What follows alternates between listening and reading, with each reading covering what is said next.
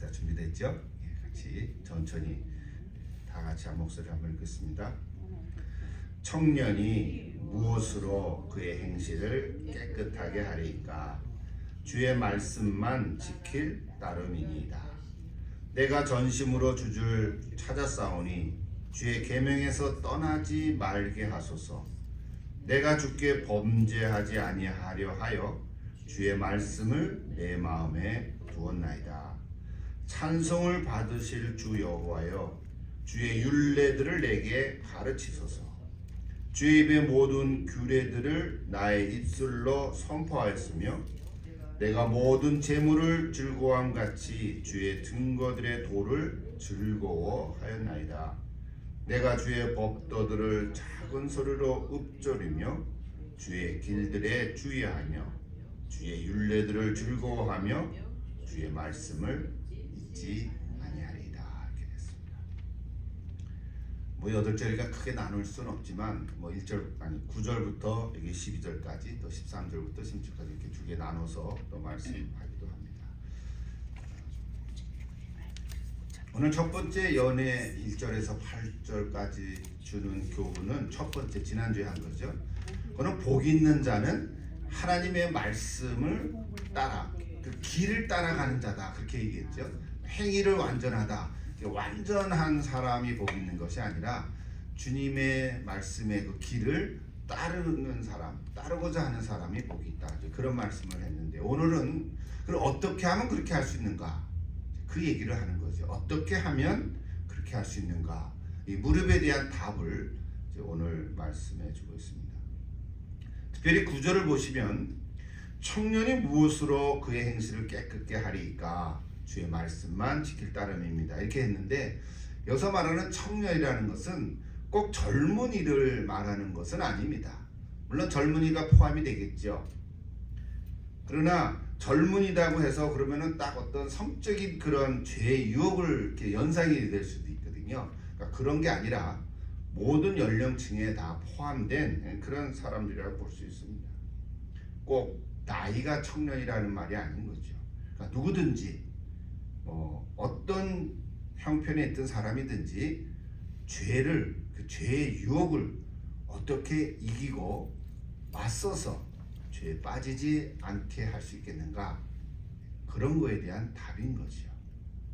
어떻게 하라고요? 주의 말씀만 지킬 따름이다. 이제 그게 이제 한 답인데, 여러분 죄에 대한 얘기는 우리가 너무 많이 했으니까 굳이 안 해도 되겠지만 이거 하나는 생각해 보면 좋겠어요.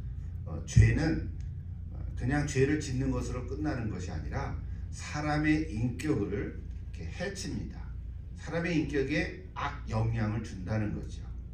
그래서 죄를 이기는 방법도 뭐 그 하나만 딱 이기는 길이 있는 것이 아니라 우리 삶의 전체 부분이 다 동원되어야 한다는 거죠. 우리가 쉽게 얘기하면 지정의 이런 얘기를 하지 않습니까? 그러니까 생각 또는 감정적인 인격 또는 어떤 행동 이런 것처럼 개인적으로는 우리 신체적으로 죄를 짓는 것 같지만 그 안에는 다 이 지정의의 측면이 있습니다. 그리고 다른 사람과의 관계에서 또 죄를 짓게 되니까, 그러니까 이 죄라는 게 그냥 죄 하나 짓는 걸로 끝나는 것이 아니라 그걸 통해서 우리의 인격 전체가 뒤틀리게 하고 우리 인격을 왜곡시켜 버린다는 거죠. 충분히 이해할 수 있죠. 그래서 죄를 이기는 방법도 우리 삶의 전체적인 관점에서 봐야 된다, 이런 이야기예요. 그래서 아까 제가 소개를 했던 크리스토퍼 라이트라고 하는 분은 죄의 얘기를 하면서 죄를 피하는 방법, 우리의 마음과 의지, 그런 파트 얘기를 하면서 동시에 또 우리의 감정과 믿음 이렇게 구분해서 얘기하기도 합니다. 자, 어쨌든 그 중에 하나를 보여주는 것이 이제 우리 9절 다음에 나온 9절들인데요. 10절을 보시면 10절은 기도문이죠. 내가 전심으로 주를 찾았사오니 주의 계명에서 떠나지 말게 하소서 그랬어요. 그 다음에 나오는 구절이 구체적인 방법인데요. 핵심 구절 중에 하나죠. 같이 한번 다시 읽어볼까요? 11절. 내가 주께 범죄하지 아니하려 하여 주의 말씀을 내 마음에 두었나이다 그랬어요.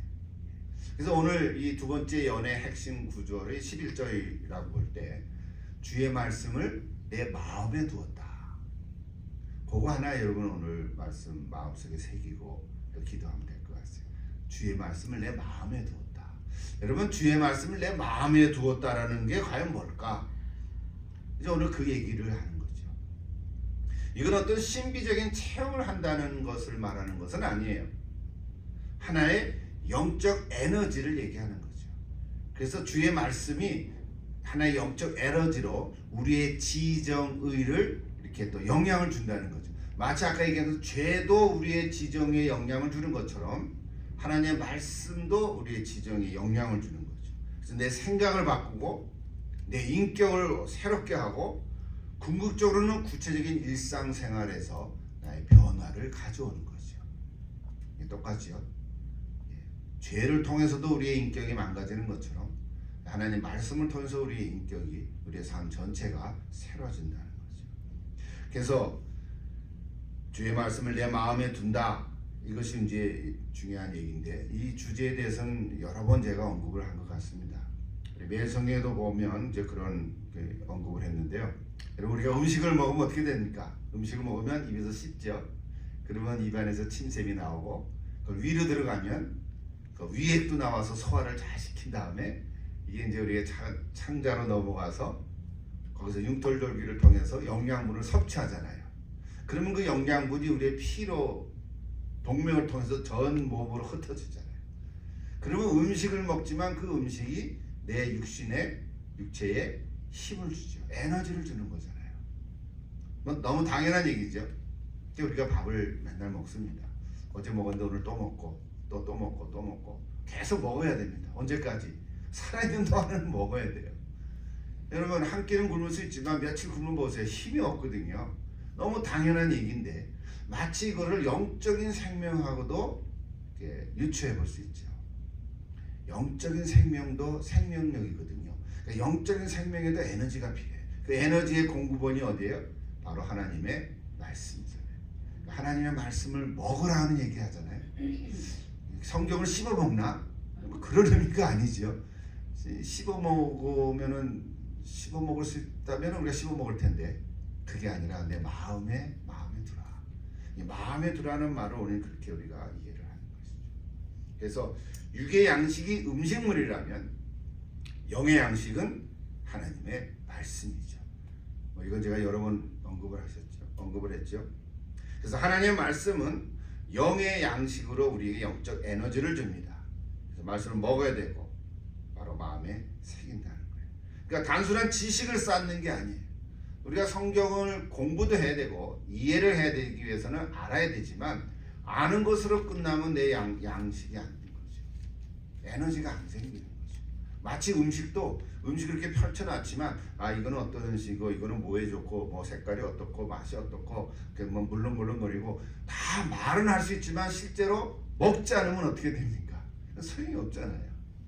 뭐 그런 거 다 몰라도 그냥 한 숟갈 퍼서 입에 넣고 씹어서 먹어야 에너지가 되는 것처럼 하나님의 말씀도 그냥 많이 알아야 되는 건 아니죠. 뭐 알아야 되겠지만 뭐 이상한 거 먹으면 안 되는 거잖아요.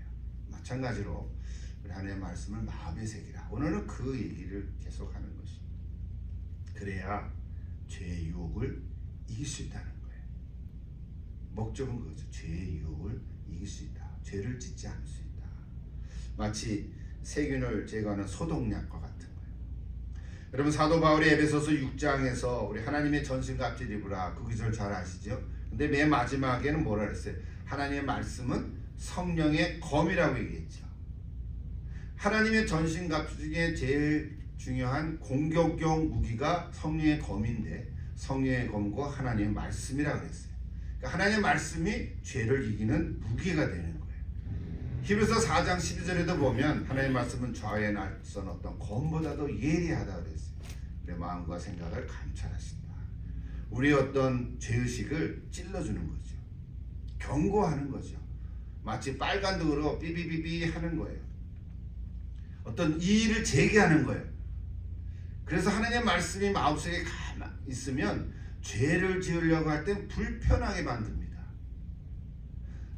불편하게 만드는 그 자체가 정상인 거죠. 우리가 하나님을 몰랐을 때, 하나님의 말씀이 내 심령에 없을 때는 죄를 지어도 그게 죄인지도 모르고 양심의 가책이 없죠.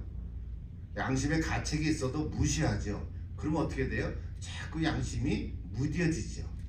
성경에는 실제로 양심이 화해를 맞았다 이런 구절까지도 있어요. 그러니까 하나님의 말씀이 내 가슴 마음속에 새긴다는 것은 어떤 죄의 유혹이나 죄를 지을 때 경고를 하는 거죠. 삐비비비 울리는 것 같아요. 불편하게 하는 거죠. 오히려 그것이 감사한 일이죠. 그래서 하나님의 말씀을 내 마음속에 두면 둘수록 죄 짓는 일이 불편하게 되는데 우리 양심을 일깨우고 또 그래서 회개하게 하고 다시 하나님 앞에서 그 길을 돌이키게 하는 거예요. 그래서 하나님을 기쁘시게 하는 삶으로 변화시켜 준다는 거죠. 너무 당연하죠? 너무 당연하죠. 오늘 이 말씀 119편을 통해서 확인해 가는 것입니다. 창세기부터 계시록까지 어떤 말씀을 묵상하고 읽더라도 오늘 119편을 통해서 확인해 가는 것이죠. 그래서 시인은 다시금 기도합니다. 아까 두 번째 기도죠. 12절을 보시면 찬송을 받으실 주 여호와여 주의 율례들을 내게 가르치소서 그랬습니다.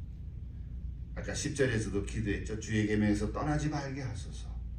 또 찬송을 받으실 주 여호와여 주의 율례들을 내게 가르치소서 그랬어요. 여기까지만 하면 되는데 그 다음 13절부터 16절까지 꼭 두 번째라고 말할 수는 없지만 그건 큰 파트죠. 자, 이게 뭐냐면 이제 외부에서 들어온 말씀이 내 마음속에 자리를 잡고 있다가 그 다음에 다시 외부로 드러나는데 내 입술을 통해서 내 입으로 기뻐하는 찬송으로 흘러나온다는 거예요.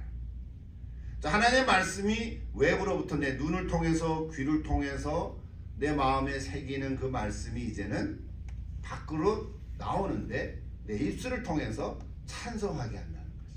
그것이 13절부터 16절까지 한번 같이 보세요. 13절 주의 규례들을 입술로 선포한다 그랬죠.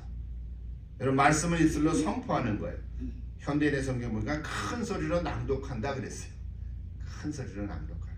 또 14절에 보면 많은 제사를 소유하는 것보다 주의 증거를 더 즐거워한다 그랬어요.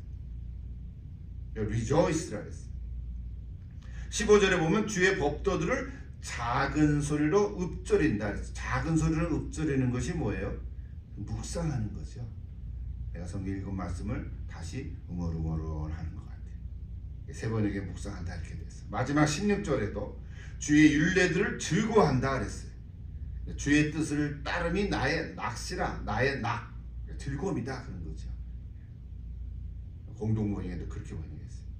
여기 특별히 즐거워한다는 단어는요, 그냥 좋다 그 정도가 아니라 축제가 일어나서 흥을 일으키는 거예요. 흥을 넘쳐서 기뻐하는 거예요. 좀 춤까지 출 수도 있는 거예요. 여러분 말씀을 읽다가 막 너무 좋아가지고 막 덩실덩실 춤춘 경험이 있습니까? 우리는 좀 그런 경우가 좀 없는 것 같아요. 너무 점잖아가지고 또 나이가 들어가지고 피리소리를 불어도 이렇게 흔들거리지를 않아. 근데 아이들은 어때요? 어린 아이들은 뭔가 즐거운 노래가 있으면 막 이렇게 훔치거든요. 언제 그 영상을 하나 보내서 보니까 우리 클로에 유진이가 이제 차를 타고 가는데 그거를 이제 에스더가 찍어서 보내줬는데요. 무슨 이게 차 안에서 음악을 틀어줬나 봐요. 생각에 무슨 음악이 다 틀어져 자기가 아는 음악인데 뒤에 뒷좌석에 앉았다가 손 하나 들고 흔들 하는 거를 찍어서 보내줬어. 찬양곡. 예. 우리는 잘 그러지 않은 것 같아요. 그냥 좋구나 뭐 이 정도잖아요. 여러분도 혹시 창피합니까? 사람들 앞에서 춤추면. 근데 혼자라도 찬양을 들 때 기분이 있으면 이렇게 손도 흔들고 춤도 추고 춤춘다는 게 옛날 우리 한국 초기 기독교 교회 안에서 춤은 아주 못된 걸라고 이제 인식이 딱 박혀가지고 춤추러 가면 안 되는 걸로 생각했어요. 그렇죠? 예, 근데 원래는 춤이 이제 나쁜 걸로 많이 연상이 되다 보니까 그거를 이제 하나의 생활로서 이제 좀 이렇게 좀 금지한 것처럼 생각이 됐지만 성경에 보면 축제의 흥이 있습니다. 여러분 말씀을 큰 소리로 한번 읽어보십시오. 속으로 읽을 때도 있지만 혹시 혼자 만약에 성경을 읽을 때는요, 내 귀에 들리도록 큰 소리로 한번 소리내서 읽어보십시오. 권사님 혼자 아침에 할 때 그러신다는 얘기 들었는데 큰 소리로 읽어보십시오.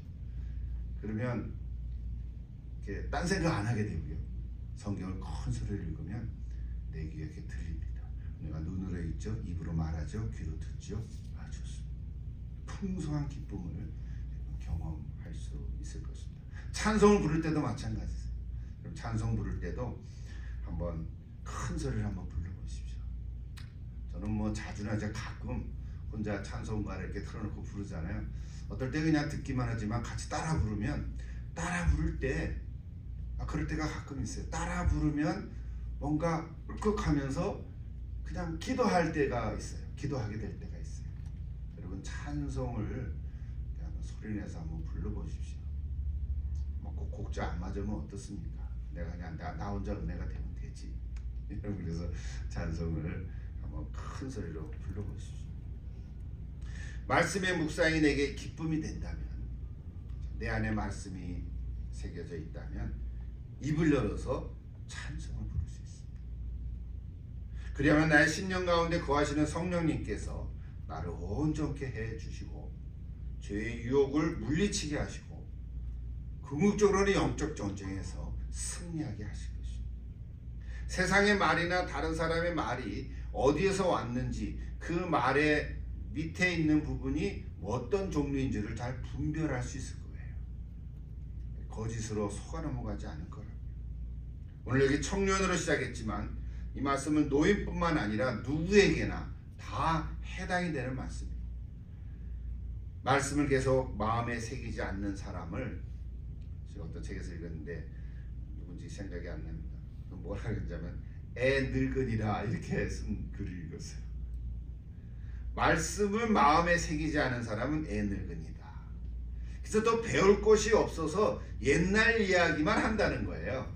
지나간 이야기, 세상 자랑, 재물에 대한 자랑만 한다는 거예요. 내가 왕년에 이랬다, 이런 얘기만 한다는 거예요.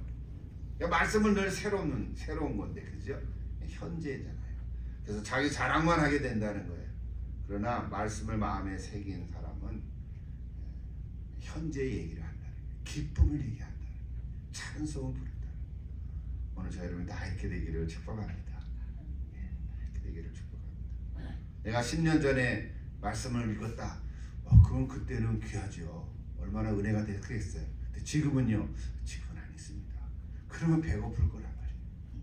그렇죠? 그러니까 말씀을 늘 날마다 읽고 마음에 새기는 오늘 저 여러분 되면 좋겠습니다.